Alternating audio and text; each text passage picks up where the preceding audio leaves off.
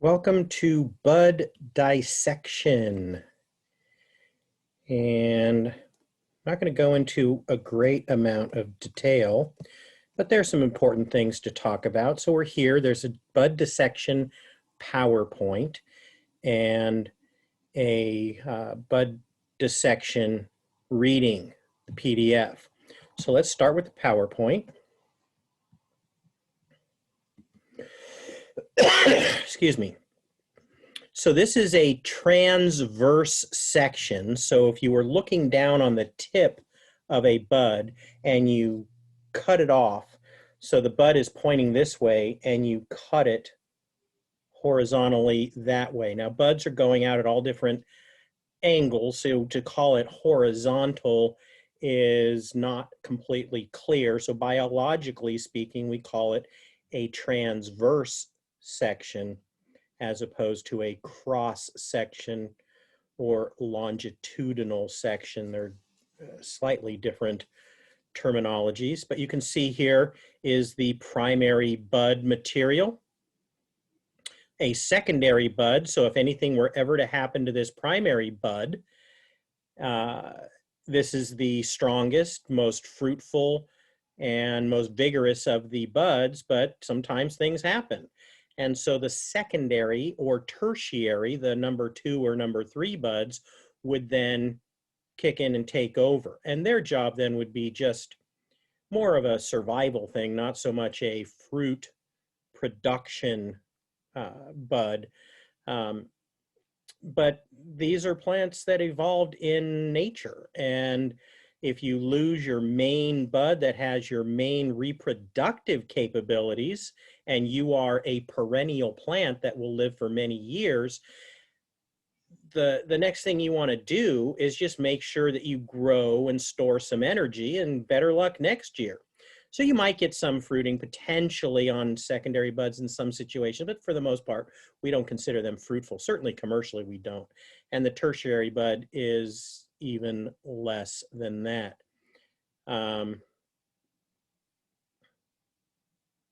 This is the leaf scar. So this is an axillary bud. When you prune, this used to be at the axil of a leaf. So if this is the last year's stem or cane, shoot, and here was a leaf that came out right in the axil, in the intersection of this leaf and the shoot or stem, is where you get these axillary buds. And then we prune back the stem to just a little bit above the bud, and possibly, and you can see the leaf scar right next to this bud. And this bud now was an axillary bud. Next year, it's going to grow and be a terminal apical bud. It'll be the end of the shoot, the tip of the shoot for next year's growth. And so we're looking at this to get information about the upcoming crop. And the buds are developed and pretty much established what is in that bud for next year's growth sometime the previous year during the flowering and fruiting portion of the previous year. It's already established. It's already storing energy. It's already determining how many possible clusters of fruit that bud might be able to produce. All of that is established a year in advance. And then it just sits there and waits as an axillary bud for its turn to be the star of the show next year. So if we look at this, there's a primary, secondary, and tertiary bud under common scales. They're all wrapped in scales on the outside, and these primary, secondary, and tertiary buds are enclosed in the same structure. The primary bud is the first to develop, and you might not even get any growth out of the secondary or tertiary. Generally, A primary bud consists of 6 to 12 leaf primordia. So already in that primary bud, inside the center of the main bud, you know, what we call a bud is the things that everything inside the scale, we call that a bud. But really inside of a bud is 3 primary, tertiary, or secondary and tertiary little budlets, but we don't call them budlets.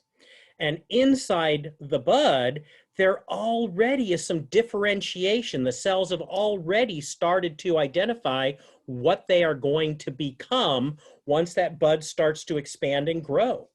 And so there'll be leaf primordia. And if you know what you're doing and you know how to properly look at this, you can see leaf primordia and up to 3 inflorescence primordia. These are the tiny microscopically partially formed structures that as this bud grows, it will expand to become the flowering inflorescence and ultimately the fruit cluster. They're already there, and they've been there since last year. Here we can see in a longitudinal or lengthwise section of a growing tip. This is a section of a bud, and you can see the apical meristem right at the very tip. And you can see these different primordia, like the leaf primordia here, labeled EF. Inflorescence meristem. So here is an inflorescence primordia. And I'm not going to ask you on a test, how do you tell the difference between a leaf primordia or an inflorescence primordia? I'm not going to get into the weeds with you. It takes practice. It's not easy to do, but somebody with a microscope and proper knowledge and practice can start to count how many things do we see here and can make an estimate using the buds developed last year. Before bud break this year, I can estimate the number of clusters I'm going to get on average per bud. Because clusters, how many are there going to be? Typically it's 2, but it can be occasionally 3. It depends on the variety, and sometimes 1. You mostly get 1s and 2s, again, depending on the variety. And so the average number of clusters that you can get per bud is going to be somewhere higher than 1, lower than 2. So it might be 1.7 on average clusters per bud. And so you can calculate how many buds do I have per acre based on my pruning. Well, if I know how many buds that I have per acre based on my pruning that I did, and I know how many clusters are in those buds based on a bud dissection analysis from a good lab, something very simple. Let's say I've got 100 buds, and there's an average of 1.6 clusters per bud. 100 buds with an average of 1.6, that's 160 clusters. And if each cluster weighs, let's pick an easy math number, weighs 0.5 pounds, that's too much, but I got really big clusters here on this variety. They're a half a pound, 160 clusters. That 100 buds is going to give me about 80 pounds of fruit. Pretty simple math. And we'll look at some of the math in a moment. How did I get that estimate of of 80 pounds of fruit on 160 clusters? First, I needed some historical data to know how many pounds each cluster is likely to be. And second, I needed a bud dissection to tell me what my actual clusters per bud is going to be. Now, can you just say, well, I've got a pretty good number already. I've been growing this variety in this location, and I know what my average clusters or per bud is. I know that already. Yeah, but not really. You know what the average has been, but if there was anything that stressed the vines, if they were especially happy, especially stressed, if there was a nutrient problem, you never are certain what's going to happen next year.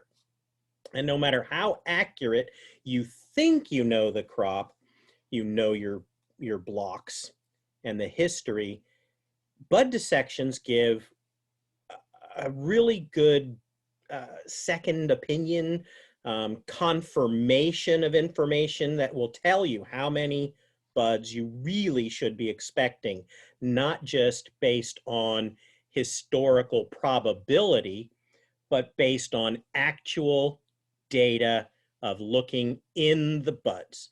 And so they'll take a sampling of buds. A good lab will come out, take a sampling of buds from your field, from your vineyard, and from each block that you're testing, do the analysis and give you a bud dissection report. And not all growers that I've talked to, not all vineyard managers like to spend the money on the bud dissection. Some think it's extremely valuable data and they wouldn't be without it. They want to spend the money. They think every penny it's worth it. And there are others that question, I don't know, is it really giving me something that's going to change anything I do this year? And if you don't make any decisions or adjust any of your plans based on the bud dissection, I would agree. What's the use of spending money if it's not doing anything? If it's just putting data into a spreadsheet and you ignore the data? Or maybe you don't have enough history, maybe you don't have a big enough number of blocks. There might be a number of reasons why the data from a bud dissection might not give you something that really is going to help you make better decisions. But the larger the operation you run, the more history you have, the more comfort you have with scientific data, the more likely you are to be using these bud dissections. At the very earliest state, when these buds are developing, it's really almost impossible to distinguish what's called an inflorescence primordia from a tendril. A tendril is a type of a modified leaf that will wrap around a solid surface. So the training wires, the trellis wires, or other canes and vines, those are tendrils that wrap and hold on, and you really can't tell the difference. And so you do need to make sure that you have a good lab that knows what they're doing and can guide you in terms of when you should be doing this. Generally, it is something that you're doing in the early spring as a plan for this year. Before bud break, you're saying, all right, it's about to start really blowing and going out here. Let's get all our ducks in a row. Let's do our bud dissections and be ready where we know our expectations for each block. So here is a series of photos. If you were to zoom in on each of these, it shows a shoot primordium and what it's going to develop into, a shoot. A tendril primordium, and here you see an actual tendril, and a inflorescence primordium. Looks like a little grape cluster almost here, and it expands into the actual flowering later. And on each of these you can see a little line, and that little line is a different length. It's a key for size. But for example, if we look at the very beginning, the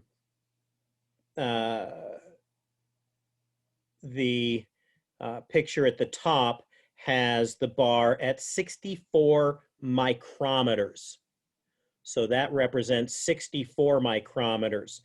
But the bar on the shoot primordium is 230 micrometers, much larger, etc. The bar on the inflorescence itself, that's 32 millimeters. Again, the scales are dramatically different. So don't look at these photos and assume they're all pictures taken at the same scale, even between the microscopic photos versus the macroscopic photos. But it tells you what the sizes are here. Now, you don't have any clue what something this early is going to develop into. It is going to get some signal, and it's going to start changing shape to look like a shoot, a tendril, or an inflorescence. And so you want to take your buds when they're at the stage where they start to distinguish themselves. You know what you're going to get when you're looking inside of these buds. And you want to look at multiple things, but really the data that the grower's after is this: how many inflorescence primordia can be identified when dissecting a sample of buds collected from your block.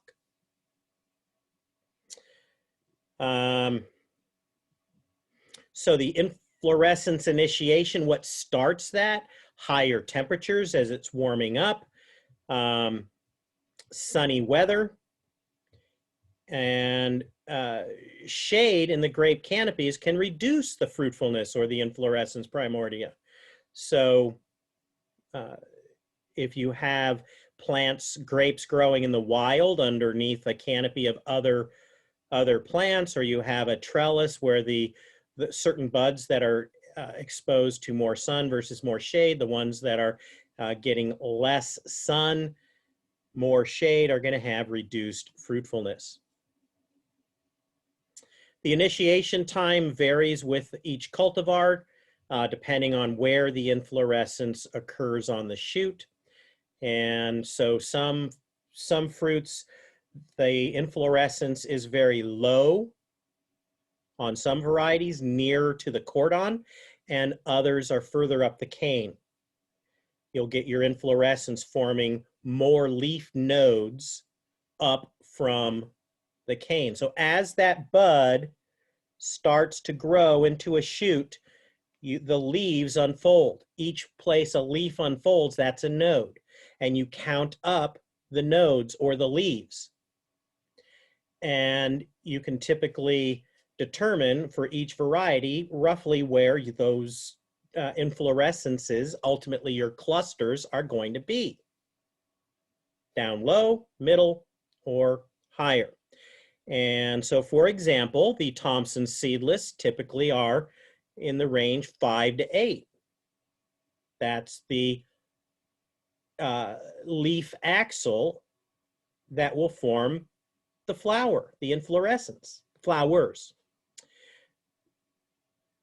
Thus, initiation is later in the growing season than Chardonnay or Merlot because it takes longer. If a Thompson seedless has to grow all the way out to 5 or 8 nodes before it starts to expand the inflorescence, that takes longer than Chardonnay and Merlot, which are down in the 3rd or 4th node. You're there quicker. As the shoot's growing, you get to the 3rd node before the 5th or 8th node, right? And so just by logic, you would expect that you would get flowering earlier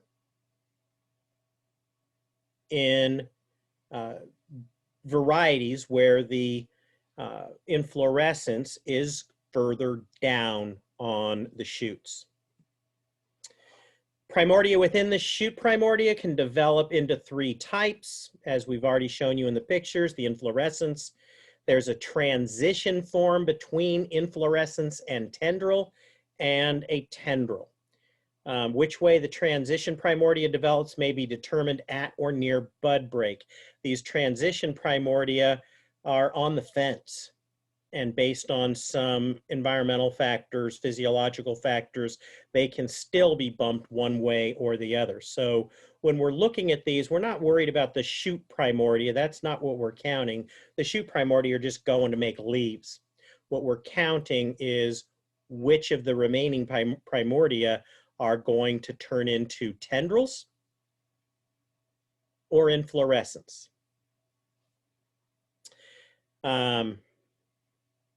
So Pouget, an author that you could look up some old papers, he found that Merlot produced more inflorescence when bud burst occurred at 12C than at 25C, at a 3 to 2 ratio. So when bud burst occurred at cooler temperatures in the spring on Merlot, that tended to push the transition primordia more towards inflorescences rather than towards tendrils. Again, environmental factors that can push those transition buds one way or another. Even though there can be a third inflorescence, it'll be small. So it's often not even considered in a lot of varieties. So if you do have a transition inflorescence, if you have two inflorescence primordia and a transition that's identified, that third inflorescence, because now you've kicked one of the transition primordia into an inflorescence as well. Now I got 3. Is that going to be a significant factor? No, it's going to be a small inflorescence, small yield, not substantial. Oh, so here are tendrils at the node. Instead of getting a leaf, you get this tendril structure, and it will move in time-lapse photography, and when it touches a solid object, there is a thigmotropic response, a touch response, and the plant will move toward or around that object, a wire, another shoot, whatever it touches, the tendril will grab on, and it'll also initiate lignification, which is a browning, hardening, drying of that tendril. And so when it grabs on, it not only is nice and soft and grabbing on very quickly within the realm of time-lapse photography, but within a matter of days, it will lignify and become a solid anchor that will hold it there and help that vine grow. And the movement is because of an uneven growth. There are hormones that when an object touches a tendril, the tendril grows a little bit faster on the side away from the object, causing it to bend. So if I, for example, touch something here, what happens? The side away from the object over here starts growing faster, pushing this over and around whatever it's touching. So if it hasn't touched an object, it stays green and flexible, but once it starts the trigger and it starts growing, the thigmotropic hormonal response has been triggered, it will start becoming lignified and hardened. The number of inflorescence relative to tendrils is under genetic control, so it's based on the variety. Due to the production of gibberellin, high gibberellic acid production favors tendrils, lower gibberellic acid production favors inflorescence. So you can control this to a little bit, small extent. If you wanted to experimentally, you can spray gibberellic acid and favor tendrils. Why would I want to do that other than for science? From a growing standpoint, I want tendrils, but I don't want a lot of tendrils. I want clusters. I want fruit. That's what I'm growing. So varieties that have a genetically lower gibberellic acid production tends to favor inflorescence formation over tendril formation. But it's a balancing act. Gibberellic acid is crucial for all plants, and so you can't just turn off gibberellic acid and get lots of berries. It doesn't work that way. Long-term use of gibberellic acid in table grapes production has led to less fruitfulness of vineyards. And gibberellic acid has an important component in the production of table grapes. And so they actually spray the gibberellic acid on the table grapes intentionally, but it's after the formation of the inflorescence primordia. It's already past that point, but still, over time, the gibberellic acid levels that exist in these vineyards that are intended for table grape production can reduce fruitfulness because of the GA that is being artificially used for other purposes. Before the onset of dormancy, the primordia will begin to branch. So the primordia start inside the bud before they go dormant in the fall. There's some branching, the development, and then they stop. Transfer from primordia to inflorescence begins at bud burst and continues during the growing season. So you have the primordia in the bud, and it can be identified what kind of primordia it is. But at bud burst, there is some changes where those tendril or cluster primordia, or should I say inflorescence primordia, will start to develop even at that early stage. There will be some development of the inflorescence way back at bud burst. The number of flowers is determined at bud burst. So there's a lot that's going on in that bud.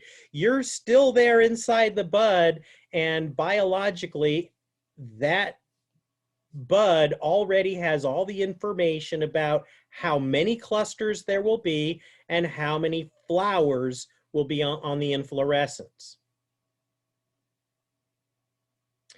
Can't tell you about the number of berries because there's too many other factors. We don't know how much fertilization there will be in fruit set. We don't have that information inside the bud. Those are things that are determined largely based on environmental conditions at flowering and right after flowering. So the flower development itself, moderate temperatures increases the flower number. Cabernet and Merlot produce significantly more flowers at 12 centigrade than at 25 centigrade. And 25 is not all that hot. So it's not like it's too warm. That's just a nice warm day. But very cool temperatures actually favor increased flower production. Puget postulated that the influence was due to moderate shoot growth. So it's growing slowly, and because it's growing slowly, then more energy, more time is going into developing the flower primordia in the buds. This would give another reason why high nitrogen favors lower flower development, which we also know high nitrogen is going to increase shoot growth. And when all of that energy is going into shoot growth, there's less energy going into flower development. Lower growth also concentrates the cytokinin from the roots, which also increases flowers. So there's definitely a rate there. Don't spend too much time worrying about these kinds of details.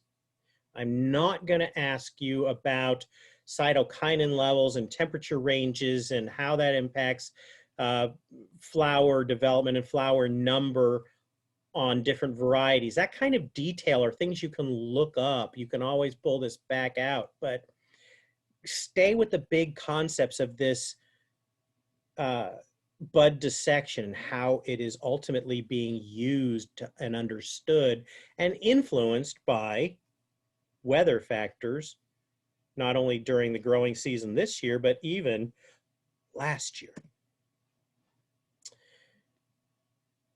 Flowers to berries. So A, we can see the inflorescence developing.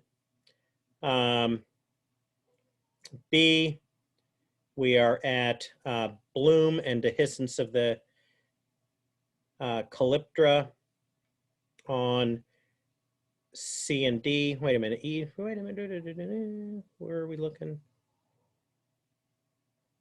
Well, the sequence of events, let me start over. The sequence of events from early bloom to maturation of the fruit, the photos depict approximately 20% and 80% bloom. And then you get dehiscence of the calyptra. So here in C, you're looking at the calyptra just starting to separate or dehisce. And here you see the cap completely falling off. Another one here, this one, the cap is already gone, or the calyptra. Cap and calyptra are the same thing. All right, so 20% bloom, 80% bloom. And in these black and white photos, I can't tell the difference, to be quite honest. You got to be out in the field looking at these things. The flowers are relatively small, and it takes some practice to gauge this, but you need to get good if you're the person responsible for determining the flowering date. What the hell date do I call flowering? Flowers started opening on one day, and over a period of days, they reached a certain point. So you need to make a decision based on your interpretation of the literature and the science and how you want to keep the data. What date do you call, or what percentage do you call the day of flowering? And then you have got to be out there looking at all these things. How the hell do I tell the difference between 70% and 80% and 90% flowering? It takes practice, and it takes time working with somebody out in the vineyards, walking lots of vineyards. And when you do these kinds of things day in and day out for a while, all of a sudden your brain just starts to pick it up, and you look at an inflorescence and go, 60%, 70%, 30%. It's almost like it becomes hardwired into your mind's ability to look and make an estimate, but it takes a while to get there. So here again, some more development. You have the flowers that are going to be pollinated at this point. Actually, what did it say about E? You're getting, pollination is E, fruit set is F and G, and mature bunch of grapes. So pollination is occurring, and if they're pollinated, you can see there's no more stamen, and the anthers and the filaments, they're gone because pollination is over, and so you get fruit set. If they were pollinated, and the vast majority that were pollinated and properly fertilized are going to be set. The fruits will set, but that's only going to be 30% roughly, maybe even less. 20% of the actual flowers will get to this point. The rest will shatter. And then now we have our ultimate cluster with the set grapes that are starting to develop.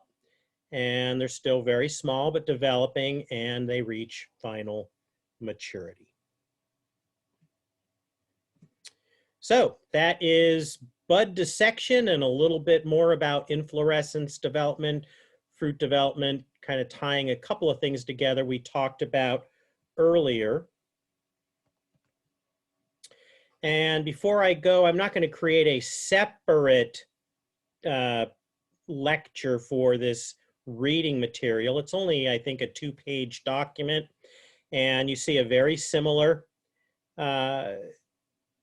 diagram with the primary and secondary, and they just call it 2 secondary buds, even though in some literature this will be a secondary bud, this will be a tertiary bud.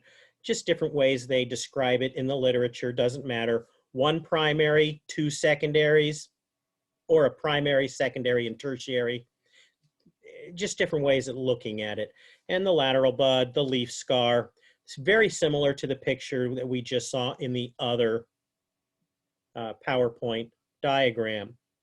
And so please read this. Again, it's very short. It talks about the process of dissecting buds, how it works. They use razors and stereo microscopes and a lot of practice to understand how to do this. Here is a macroscopic photo, but certainly not high magnification, of a bud where they've cut it in 2 directions to look at the internal structure of this bud. Here's another one looking straight down. So this is a longitudinal view versus a cross-sectional view. And again, it just looks like a bunch of green and tan to me with some cotton, and what the heck am I looking at? Now, I've had some people pointing out some things before where I've gone, oh yeah, I get it. I see what you're looking at.